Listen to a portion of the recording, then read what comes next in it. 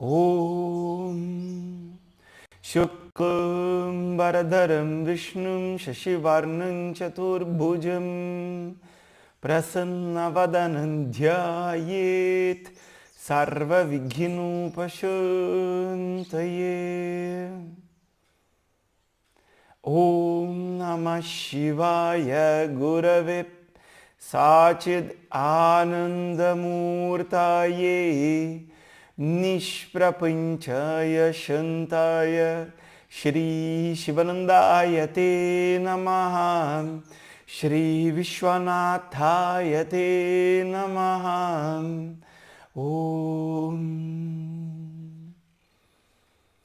Yogena Chittasya Padena Vacham Malam Sharirasya Cha Vaidyakena Yopakarotam Pravaram Muninam Patanjalim Pranjaliranatosmi Pranjaliranatosmi Abahu Purushakaram Shankha-chakra Siddharinam Sahasra Shirasam Shvetam Pranamami Patanjalim. Om.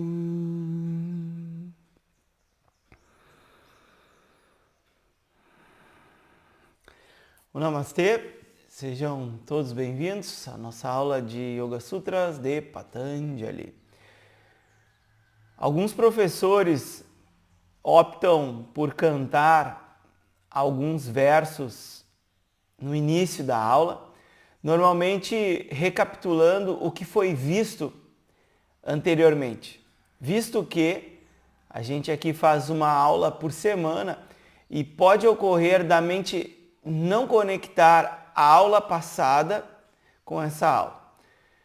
Toda aula ela tem um aspecto único. É como se ela desse uma chave que abre uma respectiva porta. Apesar das aulas serem conectadas, você consegue entender assistindo uma aula. Obviamente, não todo o ensinamento, mas você consegue pegar uma chave que abre uma porta da nossa mente em cada aula.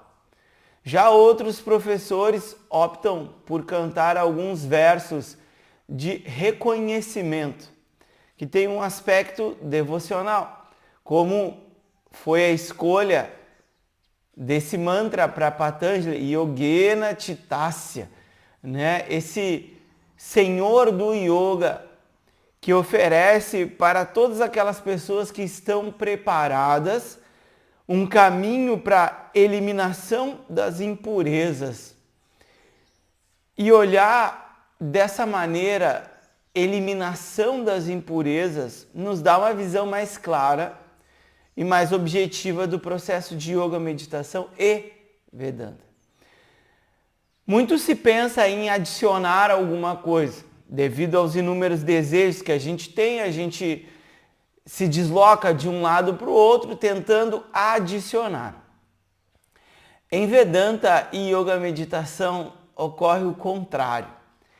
Você não quer adicionar a felicidade, pois a felicidade é a sua natureza. Entretanto, ela não é experimentada enquanto houver perturbação da mente, um excesso de ruído, inquietação, agitação, nervosismo, preocupação, ansiedade, muito medo. Assim o caminho se dá na remoção, inquietação, tensão, nervosismo, ansiedade, medo, em alguns casos doença, visão equivocada, né, de certas questões da própria vida, que são obstáculos que foram citados. Por exemplo, quando Patanjali citou doenças, ali também tem as dificuldades mentais, não são só doenças físicas. E o caminho é apontado de uma maneira diferente, muito curiosa, né? Porque para mim alcançar a paz, para mim alcançar a felicidade, mais do que nunca eu preciso remover. Porque se eu removo isso, não existe esforço para eu estar em silêncio, para eu estar em paz, para eu me sentir pleno. Porque para mim não falta nada, eu tenho desejos, é verdade. Gostaria de ter algumas outras coisas, gostaria de fazer outras atividades. Só que esses desejos, sendo satisfeitos ou não, eles não diminuem a pessoa que eu sou. Eles não, entre aspas, não acabam com a pessoa que eu sou, com os méritos que eu tive de chegar até aqui. É uma visão que, conforme Vedanta vai entrando, a nossa vida ela vai se modificando completamente. Não necessariamente porque a vida se torna mais fácil. As dificuldades continuam. Só que a maneira de lidar com essas dificuldades, elas mudam bastante. Porque se não há, da minha parte, a conclusão que um desejo satisfeito, por si só, um único pode satisfazer a minha insatisfação, me dar o contentamento necessário para eliminar o descontentamento, eu posso continuar desejando e vou ficar feliz, vou ficar alegre quando as coisas derem certo. E quando as coisas não derem certo, a atitude é neutralidade. Ok, é isso que eu preciso viver nesse momento. Então, qual é o aprendizado que eu tiro disso? Porque na vida não há ganho sem perda e perda sem ganho. Então, uma perda é um ganho. E um ganho de uma determinada perspectiva será uma perda. E você pode analisar isso de várias formas. Um exemplo do conforto máximo. Conforto máximo é um ganho na mente da maioria das pessoas. Um ganho. Só que o conforto máximo torna uma pessoa fraca. Porque o desafio é esse atrito que fortalece os músculos da vontade, que fortalecem a nossa mente, que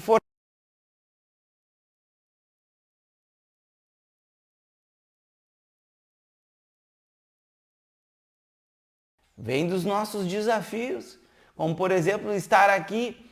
Quantas pessoas não pensam, nossa, eu quase desisti, eu quase parei, mas foi por muito pouco. Todos nós passamos por isso, não só você, todos nós passamos por isso. E ali é posto em xeque o que você quer da sua vida. E se você quer eliminar a experiência de sofrimento, se liberar da experiência de sofrimento, o Vedanta está aqui, o Yoga está aqui. Para quê? Para remover. Para remover tensão, nervosismo, inquietação, preocupação, medo, ansiedade, ignorância. Que essa é a raiz. A ignorância é a raiz. E Patanjali vai citar isso no capítulo 2. Por isso nós não vamos entrar nisso agora. Dessa maneira, o contexto vocês já têm, com o objetivo de eliminar essas impurezas. Só que essa mente que oscila muito, torna o processo muito difícil. Porque eu não consigo lidar com a mente se ela está muito rápida. Se ela vai de um lado para o outro, associando memórias. E dessas memórias, sentimentos, emoções, ressentimentos, fica muito difícil de lidar com a mente. Portanto, uma mente normal, que oscila o tempo todo, essa mente não possibilita um comando, uma maestria, um nirodha, que é o termo técnico que Patanjali usa. E logo no Sutra 3, no Sutra 2, ele cita essa definição de yoga como um comando. Então, o yogi é aquela pessoa que se conduz, que se comanda ao longo da vida, sem o sofrimento. Esse verdadeiramente alcançou o yoga. Alcançou o yoga porque se liberou do sofrimento. É um sábio. É um sábio aqui nessa terra. Agora, se você pensar nos seus amigos e nos seus conhecidos, quem é que quer se tornar um sábio? Praticamente ninguém, ou talvez ninguém.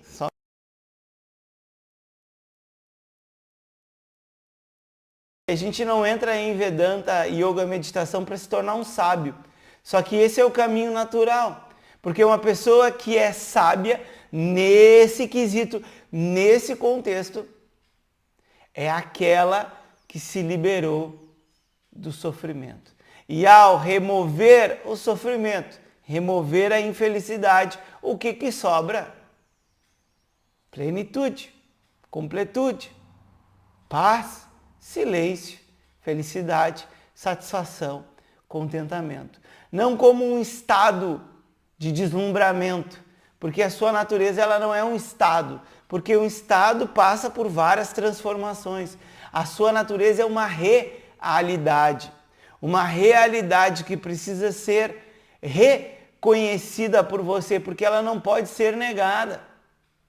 Se você remove a impureza, tá lá. Você vê, não há esforço.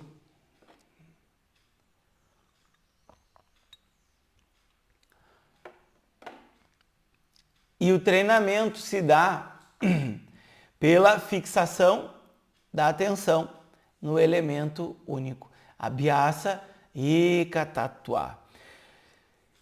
Em 2 aulas para trás, a gente leu o Sutra 36. Acredito que em 2 ou 3 aulas a gente finaliza esse capítulo 1, que é um capítulo que foi bem extenso, porque a gente pegou desde uma pessoa que não tinha contato com o Vedanta, até pessoas que já estudam há mais tempo, e a gente fez um aprofundamento, pegando os principais tópicos da tradição védica, não inventados pela minha cabeça, mas porque eles se associam com palavras que estão descritas nesse texto. E o que a gente viu? Vishoka va Jyotishmati. Jyotishmati, essa luz interior, que é Vishoka, que é livre da tristeza. 2 formas de ver a prática em cima dessa indicação de uma luz interior. Existe um exercício chamado Trataka. Trataka, a palavra nada mais é do que fixação da visão. Todo o processo de meditação ele demanda que nós tenhamos um objeto. E esse objeto é um suporte de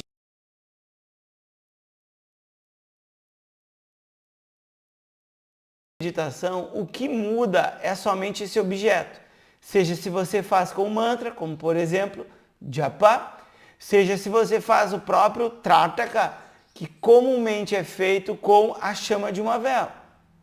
Então, o tipo de objeto que você usa para concentrar a sua atenção vai determinar o tipo de meditação, que segue uma estrutura universal, da qual já foi exposta a estrutura aqui e será mais detalhada no capítulo 2. Portanto, aguenta firme aí que a gente vai falar sobre o meio. Aqui a gente está falando mais sobre o objetivo. Então, o que consiste o Trataka? A gente fixa a visão nessa chama, permanece...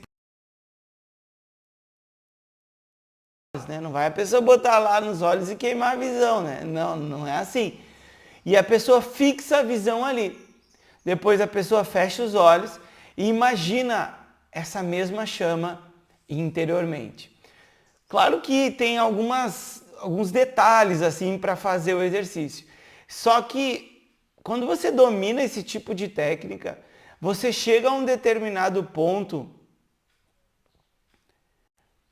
eu ia usar a palavra se isola, mas não é bem se isolar, mas que você se desconecta completamente de tudo que não for a chama da vela.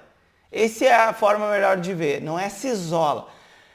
Você consegue se concentrar a certo nível na chama da vela, que você se desconecta com tudo ou mais que é externo, podendo até ter um som ambiente, podendo você estar passando por uma grande problemática na vida, naqueles instantes que você se absorve naquele objeto ali, que você visualiza internamente, você entra em um relaxamento profundo e você se desconecta completamente e se desconecta também do processo emocional.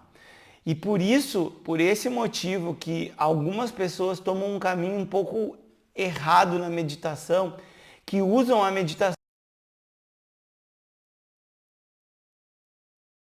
para lidar com situações de vida por causa do processo emocional. Aí se descobre que, através de certos exercícios, se entra em profundos relaxamentos, se desenvolve uma profunda concentração e ali não tem nenhum problema. E isso é verdadeiro. Qualquer pessoa que desenvolveu a habilidade de meditação consegue alcançar níveis onde não existe a problemática da vida. E poderíamos ficar ali por horas e horas e horas, se o corpo aguentar, que não tem a problemática da vida. Só que a nossa vida acontece na própria vida. Então não faz sentido usar a meditação como um meio para se desconectar da vida. É muito pelo contrário. É para usar a meditação para se conectar mais com o que está acontecendo ao nosso redor, não no sentido de entrar na vida dos outros, de pegar problemas que não é seu, mas de estar mais consciente, né?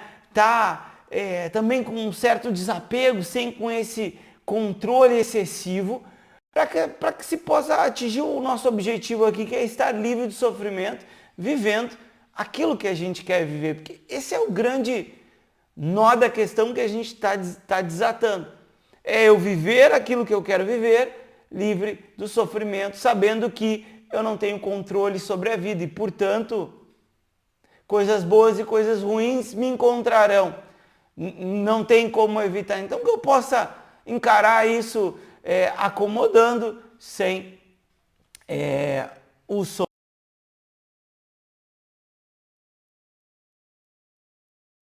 Esse foi o exemplo dado. A meditação pode, mas não deve se tornar uma fuga da vida, pois tem situações de vida que você só vai resolver de maneira prática. Você tem um conflito com uma pessoa, talvez você tenha que se colocar junto a essa pessoa e expor o seu conflito, a sua dificuldade, porque ali dentro da meditação não envolve a outra pessoa. Agora, em um outro nível, a meditação pode ajudar. Vamos supor que você perdeu um ente querido e você teve um conflito com esse ente querido. E sempre quando você pensa, vem a raiva. Dentro da sua meditação, você pode trazer essa pessoa, ou a mente tem uma inteligência própria, essa pessoa surge na forma de um pensamento. E essas coisas que vêm na meditação, elas não surgem assim, tudo encaixadinho. Eu vi uma porta, aí eu abri a porta, eu vi o caminho, aí veio uma luz, me disse que era para fazer isso, aí surgiu um guia. Isso está mais no sentido da fantasia. As coisas vêm em certos fragmentos. Daí a necessidade de fazer uma meditação regular, né? Todo dia um pouquinho, não precisa ser muito, mas todo dia ali uns 20 minutinhos, um pouquinho mais, um pouquinho menos. E as coisas vão vindo, elas vão vindo para a própria mente. Aí daqui a pouco veio essa pessoa, surgiu na mente. A pessoa não entende, daqui a pouco veio uma outra situação, e nesse meio, nesse interim, quando a pessoa surge, a raiva, se a pessoa sentir a raiva vem junto. Porque depois que a mente cria a associação, ela conecta com uma determinada resposta que foi feita muitas vezes, ao pensar na pessoa, a emoção vem junto. E é ali que vem o processo de desconstrução. Porque você pode olhar para a pessoa por ângulos diferentes. E nesse caso, nesse tipo específico, né, de trabalho, tem muito a ver com a pessoa se perdoar, por mais que não se acha que se deva se perdoar, porque quando eu carrego o outro, principalmente outro que já se foi, e eu não consigo soltar, tem algo em mim que eu condeno por ter passado por aquilo ali.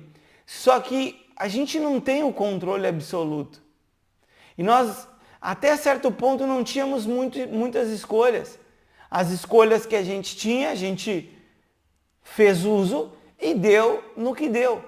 Só que se eu não largo essa pessoa, a perturbação continua comigo, a raiva continua comigo, o ressentimento continua comigo. E lembrando, se eu quero estar livre do sofrimento, eu preciso remover. Eu preciso remover esse tipo e desconectar dessa associação, que inicialmente pode ser o quê? Não tem nenhuma fala mental. Inicialmente pode ser só olhar para a imagem e o corpo que se alterou, eu retorno, eu acalmo a respiração, eu mantenho a minha estabilidade e eu deixo passar. E cada vez que eu vou deixando passar, a associação ela fica mais fraca, porque a associação ela depende dessa resposta. Ela depende dessa reação. Assim, só o fato, mesmo você não tendo conhecimento, muito conhecimento psicológico para fazer esse tipo de trabalho, você já enfraquece o que são chamados de samskaras. Impressões muito bem gravadas na sua mente. Que aquelas positivas, obviamente, não tem problema algum, você pode até alimentar. Ah, mas achei que meditação era não pensar em nada. Não necessariamente. Você pode ter um pensamento de algo agradável, aqui Patanjali vai citar isso, e você pode alimentar aquilo ali, você pode tentar compreender o que de bom trouxe aquilo ali para você, o que de bom aquilo ali você gosta. E daqui a pouco identificar uma necessidade sua e que você precisa satisfazer, porque as necessidades que nós temos, elas foram feitas para serem satisfeitas. Então, se uma pessoa estuda Vedanta e tem uma condição financeira muito complicada, o medo não está no lugar errado, porque essa pessoa tem medo, por exemplo, de bloquear o seu processo de estudo, por ter uma instabilidade muito grande financeira. E aí o karma da pessoa é o quê? Não abandonar os estudos, porque a conquista material vai te trazer até aqui. Isso que é muito engraçado, porque o meio, ele vai trazer para esse fim aqui. Só que esse fim, ele não é o fim em si. O fim em si é o autoconhecimento, a liberação do sofrimento. Aqui nessa vida, não em outra vida. Que aí é outro assunto, é aqui. Então vai levar. Só que se a pessoa não viver aquilo que ela quer viver, ela não consegue chegar até aqui. Por isso não há prisões, né, cláusulas em contrato para você estudar Vedanta. Você é livre para vir e você é livre para ir. Obviamente que, como grupo, nós gostaríamos que o grupo fosse bem grande aqui para que a gente possa entrar nessa energia e se aprofundar nisso. Só que cabe a cada pessoa, porque é uma decisão muito única de um desejo que é fundamental a todo mundo. Só que pouquíssimas são e serão as pessoas que querem se liberar do sofrimento. O método é diferente. Eu quero adicionar. Como é que eu adiciono? Eu vou adicionando, adicionando, adicionando. Só que tem uma coisa que as pessoas esquecem. Todo mundo está envelhecendo e todo mundo está morrendo. Então eu vou adicionando, adicionando, adicionando, adicionando. Quanto mais eu adiciono, mais medo eu tenho de perder. Mais medo eu tenho de perder. E aí o medo não vai embora, mesmo tendo muitas adições. Eu somei muita coisa, é verdade. Só que o medo, ele continua ali. E o medo impossibilita que eu vivencie uma plenitude, que eu acomode a vida como ela é. O medo. As pessoas por medo são hostis, agressivas umas com as outras. Por medo. Então que essa mente possa ser treinada. E uma das formas é usar a fixação dessa luz interior, que é um exercício muito simples de olhar para a chama de uma vela numa determinada distância por um tempo, fechar os olhos e imaginar essa luz interna que é livre de tristeza. Aí, como sutra, né, a gente sempre tem dois tipos de visão para cada sutra, porque senão não seria um sutra. E tem uma outra forma de ver esse sutra, que é o seguinte. A luz interior ela é representada por consciência, porque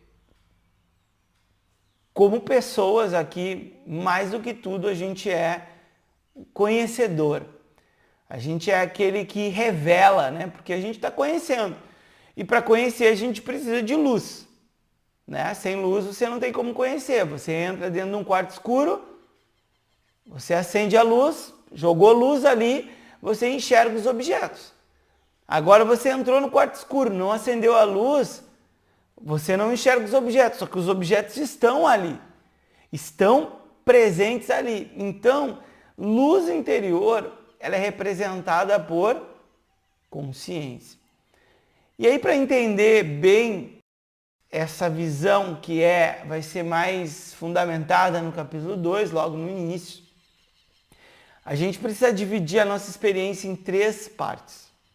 Tomar uma água aqui para fazer um pouco mais devagar.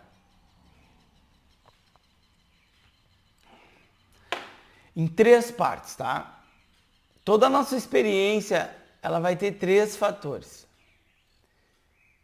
Aquele que conhece, ou aquele que percebe, a percepção e o que é percebido. Conhecedor, o conhecimento e o conhecido. Ou aquele que percebe, a percepção e o percebido. Isso é lógico, é inegável, é muito fácil de entender. Entretanto, quando eu penso quem eu sou nessa história, eu não tenho dúvida que eu sou o conhecedor. Ou aquele que percebe, porque a percepção é algo que faz parte de mim, de certa maneira, mas eu me identifico com aquele que conhece. E aquilo que é conhecido, obviamente, não sou eu, aquilo que é percebido. Fácil, simples de compreender. Só que quando eu me defino, apesar de ser simples de entender, eu não me defino como conhecedor. Quando eu digo assim, eu sou um médico muito competente. O que leva uma pessoa a se definir como eu sou um médico muito competente? Como função, é verdade. Uma pessoa, um médico, estudou lá, competente. Agora, como ser, eu sou uma pessoa muito competente. Aí já tem alguns problemas aí. O primeiro problema é o quê? O que define um médico? Além de cuidar das outras pessoas. Mas vamos olhar então para o cuidado das outras pessoas. O que ou quem que cuida das outras pessoas? A pessoa vai dizer, obviamente, eu. Mas o que desse eu realmente cuida das outras pessoas? O corpo. Porque é o corpo que se movimenta. E o corpo que faz ali a ação. Então, quando eu defino eu sou um médico, eu estou me relacionando a um determinado movimento do meu próprio corpo. Quer dizer que a forma como o meu corpo se movimenta é como eu me defino. Se eu digo eu sou um escritor, eu estou me definindo como aquele que escreve, por exemplo. E aí a pessoa vai gesticular, não, mas um escritor, um médico não é isso, envolve muito estudo e muita inteligência. Verdade. E a ação ela não pode ser feita sem o uso da mente, que é o que possibilita a ação. Só que aí vem o ponto. O corpo, ele é percebido. E se aquilo que eu me defino também envolve a mente é a percepção. E não é aquele que conhece, porque aquele que percebe é diferente do que é percebido. Existe uma distância. Só que a percepção em si, que é o próprio pensamento, também é percebido por mim, ou seja, por aquele que percebe. E só percebe pois existe consciência. Então, antes de qualquer coisa, consciência existe. Existe por ela própria. Ela não precisa de um objeto externo para validar, como por exemplo, essa aula. Você precisa estar presente para dizer esse objeto, essa aula existe. Mas para sua existência não precisa de uma prova, porque você é suficiente, ou seja, a consciência é suficiente por ela mesma para provar a sua própria existência. Ela tem luz própria. Os objetos não têm luz própria, porque se a sua luz não está presente, não existe objetos para você.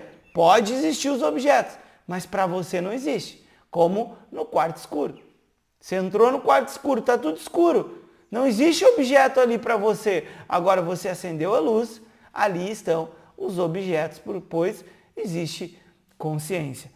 Dessa maneira, existe uma confusão, né, entre aquele que percebe que sou eu, por isso a gente precisa entender o que é o eu, a percepção e aquilo que é percebido, pois na maioria das vezes aquilo que nos define é aquilo que é transitório, é aquilo que no fundo não tem uma substancialidade, apesar de ter um nome, como um médico, uma profissão, uma determinada ação. Isso é em termos fundamentais e não é em termos de ideia, sabe? Porque pode ser uma ideia, então eu não sou os papéis, sabe? É só você observar que existe algo que é invariável em você. Os papéis mudam, as situações vão mudando, mas tem algo em você que não muda. E essa é a prova. Essa é a prova dessa realidade. Porque para o médico existir, precisa existir o paciente. Só que a pessoa existe sem o paciente. Para o pai existir, precisa existir o filho. Só que a pessoa existe sem o filho. Ou seja, os papéis não definem quem você é fundamentalmente falando. E analisando de uma perspectiva muito inicial, é muito fácil de ver que tem aquele que percebe, tem a percepção e tem aquilo que é percebido. Sendo que eu não tenho dúvidas que eu sou aquele que percebe, porque eu faço isso todos os dias. Eu revelo sons, eu revelo imagem, eu revelo sensações, eu revelo pensamentos. Agora, quem que revela? Se logo a mente disser eu, quem revela esse pensamento eu?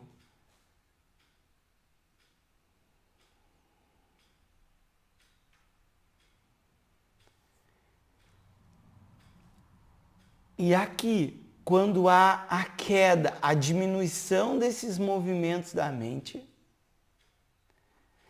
a nossa atenção se volta para dentro, em silêncio. E não há uma palavra que vai descrever, pois as palavras descrevem objetos, seja da linha daquilo que é percebido ou daquilo que é a própria percepção, por aquele que percebe. Aquele que percebe é somente consciência. Pode entender isso na forma da sua presença. A sua presença é consciência. Sua presença é o que vai iluminar aqui. A sua presença nunca se apaga, mesmo que a mente se apague. Porque a sua presença ela é não nascida e ela não tem um fim. Pois se ela não se transforma, ela nunca perde a sua condição de ser luz. Ela nunca perde a sua grandeza, pois sempre é consciência. Assim, essa luz interior pode ser uma contemplação nessa consciência que é a minha natureza. E aí tem um exercício famoso, né, do Ramana Maharishi, que é da autoinvestigação. Quem sou eu? Será que eu sou esse corpo? Mas esse corpo se transforma. Esse corpo é comida, esse corpo já morreu. Como esse corpo já morreu? O corpo de criança se foi. Para que exista um adulto, a criança deixa de existir, porque o adulto e a criança não coexistem. Ou existe um, ou existe o outro. Então, como que eu posso ser esse corpo? Então, eu sou a respiração. Será que eu sou a respiração? Mas a respiração não revela nada, não tem consciência. A respiração é inerte, então eu não posso ser a respiração. Os sentidos também não. Então, essa mente. Mas então, quem é que revela essa mente? Quem é que realmente conhece? Eu chego em um silêncio.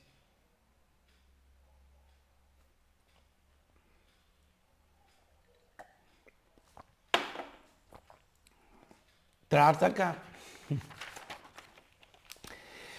Vitaraga, Vitaraga, Vishayam Vachitam, Vishayam Vachitam, Vitaraga, Vishayam Vachitam. O Chitam, a mente fica o quê? Livre de raga, do apego aos objetos. Essa é uma prática que todos os meditadores devem fazer, uma prática muito simples que você pode começar hoje mesmo. A nossa mente ela nos desloca a todo instante baseados em desejos. Todo desejo é uma falta, pois se você tem a geladeira cheia de comida, você não vai sair da sua casa para ir no supermercado comprar mais comida, porque você já tem. Agora, se não tem comida na geladeira, logo você vai sair e você vai atrás de comida. Assim, o desejo ele é uma falta ou ele é uma perpetuação de algo. Essa é a base do desejo. O desejo não é ruim. O desejo é o que nos move nessa vida. Então, se você está perdido ou perdida na vida, sugiro você a olhar para os seus desejos. A olhar dentro de você, o que você tem vontade de fazer, o que você quer. Porque é desse querer que você vai ter uma direção na vida. E se você está vivendo uma espécie de um hiato, tenha calma. Vai vivendo um dia de cada vez que daqui a pouco aparece. O caminho, ele aparece. Quando que o desejo é ruim? Quando a gente cria uma compulsão, tá? Esse é outra impureza da mente, que é chamado de raga e duesha. E raga e duesha é traduzido como gostos e aversões. Então, se entende assim, eu tenho que eliminar os gostos e aversões. Não é nesse sentido. O sentido é o seguinte, na compulsão, a compulsão é uma força que me empurra frente àquilo que eu quero ou de me afastar daquilo que eu não quero. Só que como é uma compulsão, aí vem a problemática. Quando eu não consigo me afastar daquilo que eu não quero, o emocional explode. Ou quando eu não consigo obter aquilo que eu quero, o emocional explode. E é nesse sentido, que a compulsão pega a pessoa. Porque se a pessoa não é compulsiva, a pessoa quer alguma coisa. Como, por exemplo, quer subir nos cargos da sua empresa. Ela deseja muito. Só que se não ocorre, essa pessoa consegue acomodar a situação, tendo uma visão mais ampla. Talvez aquela empresa tenha uma hierarquia que não vai possibilitar isso, o que possibilita a escolha de uma outra empresa. Eu não estou dizendo para você fazer isso. Estou dizendo que é uma hipótese viável. Outra hipótese é que existe, por exemplo, um determinado tempo, uma determinada série de conhecimentos que a pessoa precisa saber, ou que o seu colega que estava competindo com você pelo aquele cargo, ele tem qualificações ali que no momento você não tem. E não é porque não aconteceu que você vai desistir. Mas, não acontecendo o que você quer, você pode sentir o emocional normal, como sentir uma tristeza. Queria tanto, né? Não aconteceu. Ok. Quanto tempo vai levar essa tristeza? 1 dia, 2, 3 e deu. Virou a página. Segue em frente. E é assim que a coisa é. Então, quando há compulsão, a pessoa vai criar uma obsessão. Olha como essas palavras elas se conectam. Ela vai criar uma obsessão. E a pessoa vai ficar doente em cima daquilo ali. E o comportamento vai ser normalmente o quê? Comportamento agressivo. Vai começar a querer encontrar defeitos no colega que assumiu aquele determinado cargo, entre outras inúmeras ações que podem vir do quê? Da compulsão, da obsessão, que elas estão juntas. Então a compulsão, a gente precisa ter o desapego em cima disso. E o desapego vai vir por quê? Porque não é o resultado de uma ação que vai te dar felicidade. Vai ajudar muito, mas não é o que determina o seu bem-estar. Não é. Tem muitas pessoas que têm muito conforto e estão muito infelizes. Muito infelizes. Porque não é isso, no fundo, que determina o seu bem-estar. E se você sabe que aquilo ali não é o final da história, o determinado cargo, o determinado relacionamento, o determinado status social, o determinado status financeiro, você tem um espaço para ficar confortável, como você está. Isso não elimina os desejos.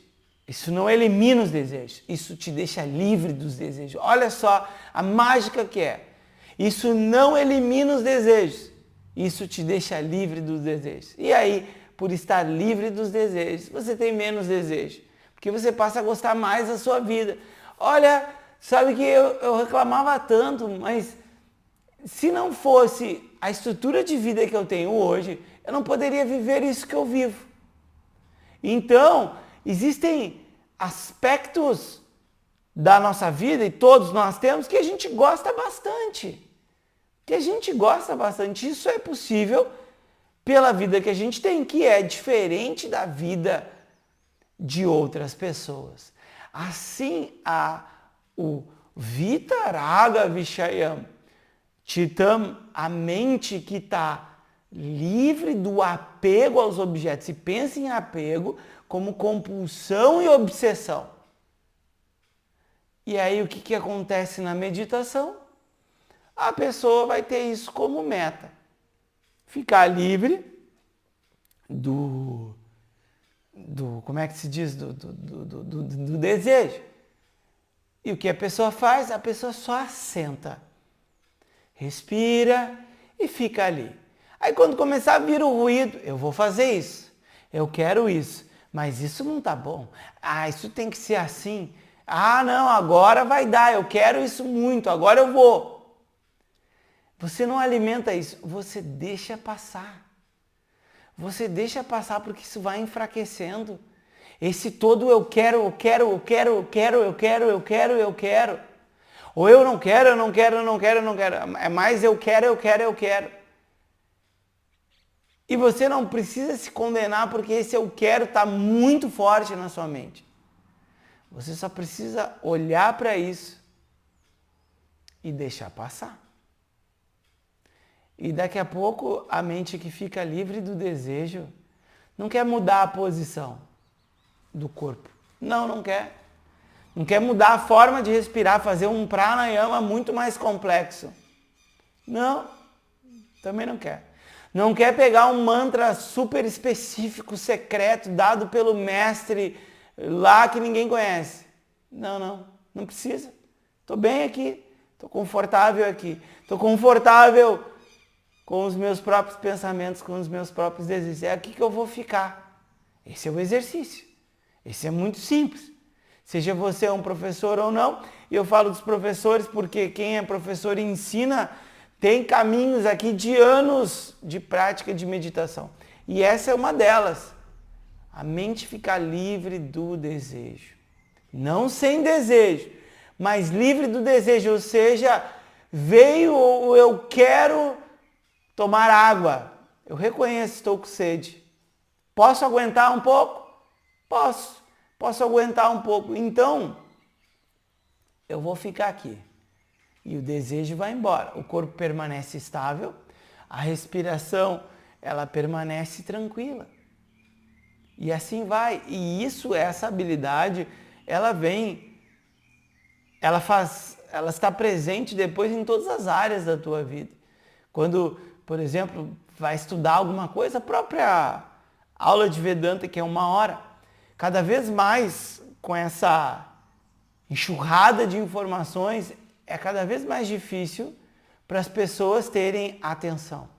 Então, atenção todo mundo tem, mas para as pessoas prestarem atenção, conduzirem a atenção por um determinado período.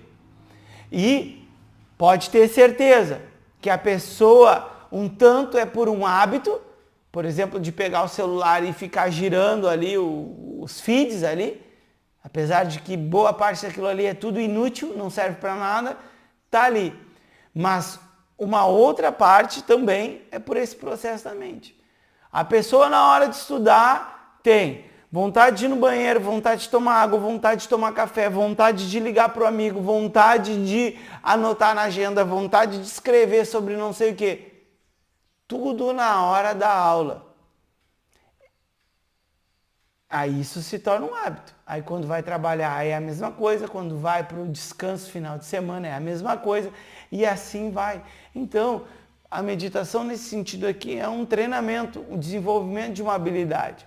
E que habilidade é essa? Eu não vou me deslocar do local que eu estou, independente do que a minha mente diga para mim. O pensamento eu quero, pode vir o ruído, eu vou ficar aqui. E quer saber mais? Eu vou ficar confortável. E assim eu não estou confrontando a minha mente. Eu estou acomodando a mente que eu tenho. Vou dar um exemplo para vocês. Quando eu comecei a dar aula de yoga, meditação, eu tinha muita insegurança. E uma das coisas que eu imaginava que seriam muito positivas na minha vida era dormir às 8 horas de sono. Só que, só o fato de eu pensar nisso, que aquilo era uma obrigatoriedade para a minha performance como professor, já me dava uma tensão. E muitas vezes eu deitava na cama e dizia, eu tenho que dormir, eu tenho que dormir, eu tenho que dormir. Isso eu com os meus pensamentos, ninguém sabe disso, estou contando aqui para vocês, para mostrar como é o processo. Eu tenho que dormir. O que acontecia? Eu não conseguia dormir. E por ter uma ideia fixa, fechada, que eu precisaria dormir às 8 horas de sono para desempenhar uma boa ação no outro dia, obviamente eu ficava nervoso e ansioso. E isso é uma construção, uma bola de neve.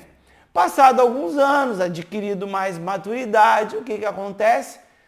Em alguns casos raros, porque o yoga, a meditação é muito bom para um sono profundo, não tem sono. Então há um acordo com a mente. Isso tudo ninguém sabe, internamente acontece. Há um acordo com a mente. Olha, Eu gostaria muito de dormir. Para mim é muito importante dormir. Só que se não for possível, tá tudo bem. Eu vou ficar aqui deitado nessa cama até o horário de acordar. E quer saber? Eu vou fazer o meu trabalho tendo dormido ou não tendo dormido. O que acontece? Tem um fato, tem a realidade, mas tem um acordo com a mente. Como a gente falou que cada aula tem uma chave, essa é a chave da aula. Fazer um acordo com a própria mente, porque a mente, ela se modifica muito. As situações também se modificam muito. Então você não entra em conflito com o quê? Com o seu instrumento, porque é só esse instrumento que você tem. E você faz o quê? Um acordo com a sua própria mente, que nesse caso, especificamente que eu citei para vocês, é o quê? Então tá tudo bem, eu gostaria de dormir, ó, o desejo está presente, eu gostaria de ter uma boa noite de sono com um sono muito profundo, meu desejo, só que agora não está sendo possível. Então o que é possível? Muito bem, eu vou ficar aqui pelo tempo que eu tenho disponível, só que no outro dia eu vou desempenhar o meu papel com sono ou sem sono. Isso já me livra da reclamação. Estou livre do desejo. Tenho desejo, mas não tenho a compulsão. Coisas que no meu início de ensino, obviamente que tinha. Porque aí eu pensava assim, olha, não dormia à noite. Ficava preocupado, não vou conseguir dar uma boa aula, vou esquecer tudo, não vai dar certo. E o que acontecia? Não dava certo, justamente pelo processo de pensar. Então, essa é a nossa chave que vem desse sutra. Professor, tu inventou essas coisas e não está no texto. Vita, Raga, Vishayam. É o exemplo dado, o exemplo prático de vida do que esse tipo de exercício faz. A mente que está livre do apego. Pensa do apego, não é livre do gostar. Raga, do gosto, não é gostar. É livre do apego, da compulsão e da obsessão. É o que essa mente encontra? Uma tranquilidade. Aí você lá no outro dia você reconhece, poxa, estou com bastante sono hoje. Aí tem uma brechinha que você pode descansar. E você descansa. Olha, deu 11 da manhã. Fiz tudo que é mais importante aqui, tudo. Estou com muito sono. Vou tirar um cochilo de uns 30 minutos. Não mata ninguém fazer isso. Isso não mata ninguém. Tira um cochilinho de 30 minutos ali, deu, se recompõe, vida que segue. Aí, uma noite mal dormida, você tira de letra. E assim você vai tirando de letra outras coisas.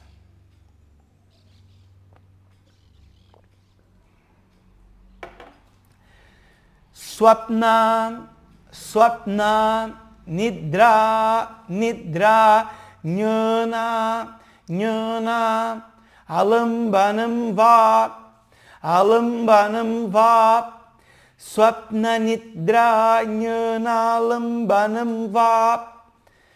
Sutra 38, nós vamos terminar hoje. Vá ou jnana, que aqui não é conhecimento, mas é a consciência em alambanam. A consciência do que? Da base. Alambana é o suporte, também o suporte de meditação, que são esses objetos. Todos esses aqui são alambanas. Por exemplo, Vita, Raga, Vishayam. Esse é o seu objeto de meditação. Você vai prestar atenção no movimento da mente dos seus desejos. É mais difícil, né? Diferentemente de o Trataka, que você olha para a chama de uma vela, tá? Então aqui, ou você vai fazer o quê? Tomar consciência da base de Swapna Nidra. Swapna é o sonho e Nidra é o sono sem sonho, o sonho profundo. E esse sutra, ele nos indica um caminho muito parecido com a outra versão, né, ali da Jyotishmati, né, da luz interior. Aqui basicamente é a mesma coisa do sutra passado, só que ele faz uma referência agora às mudanças na mente, como o estado acordado, ele não cita aqui, mas o estado acordado, o sonho e o sono profundo. Então a nossa mente ela passa por essas mudanças de estado, nas quais, como sendo seres conscientes, a gente consegue determinar estado acordado, o estado de sonho e o estado de sono profundo. Isso foi explicado lá no Mantra Om, quando a gente viu que o Mantra Om ele é composto por 4 partes, né? O A, o U, o M e o silêncio. É muito parecido com a contemplação do Mantra Om, porque o Mantra Om ele tem uma representação sendo o estado o estado acordado, a letra A, o estado de sonho, que é o estado intermediário, a letra U, e o estado de conclusão, né, que é o M, né, que é como se fosse um fim, que esse estado manifesto, ele vai para o não manifesto. E ali, no silêncio que fica, há uma consciência, que é invariável. Então, para você entender com mais facilidade esse sutra, é buscar o invariável nessas mudanças de estado da mente. Simples assim, é você buscar o invariável nas mudanças de estado da mente. E para a gente fechar, o Sutra 39, fechando e indo para a parte final do nosso Yoga Sutras. Yatha bhimata dhyanatva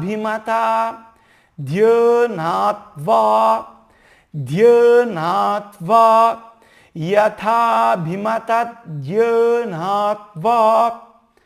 E o Sutra 39, para fechar essa sessão, cujo nome é a limpeza e a estabilização da mente, nós temos uma prática que é muito feita, inclusive é criticada, né? Porque as pessoas só fazem essa prática, que é Dhyanat, devido à meditação em que? Em Yatha, naquilo que é Abhimata, ou Yatha Bhimata, naquilo que é amável, naquilo que é agradável. Você vai alcançar a tranquilidade da mente, a estabilidade da mente também meditando, refletindo naquilo que é agradável e naquilo que é amável.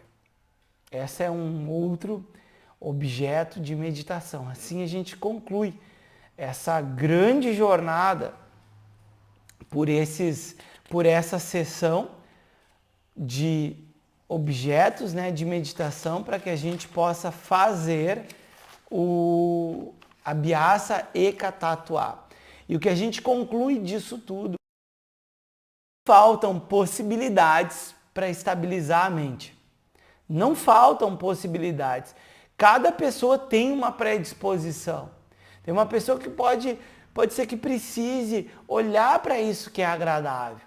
Tem outras pessoas que precisam de um mantra. Outras pessoas. Isso não é uma coisa engessada, porque em determinado momento de vida você pode se dar melhor com o respiratório, outro com o mantra, outro com a contemplação. O ponto é você achar um que você gosta de fazer e é bom para você. E aqui foram citados, existem outros, mas tem muita coisa para se trabalhar em cima desses sutras. Isso aqui daria para você meditar por anos, que você teria trabalho, né, a ser feito em cima desses sutras. E no sutra final, na sessão final, cujo tema é o resultado, né, o que acontece depois que estabiliza a sua mente. E é importante a gente olhar para essa sessão, porque essa sessão nos dá o parâmetro de quanto a gente avançou na meditação. Isso, os textos de Vedanta, eles falam muito disso. Por exemplo, eles citam o comportamento de uma pessoa sábia.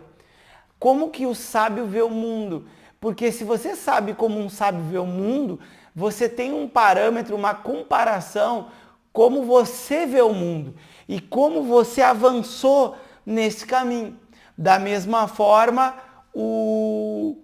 quando a gente vê o resultado dessa mente que foi estabilizada, eu tenho um parâmetro para lidar com a minha mente. Então eu já sei o quanto eu caminhei nessa jornada. Om Purnamadav Purnamidam Purnat Purnamudachyate Purnasya Purnamadaya Purnamevavashishyate Om Shanti Shanti Shanti Om Shri Gurubhyo Namaha Hare Om.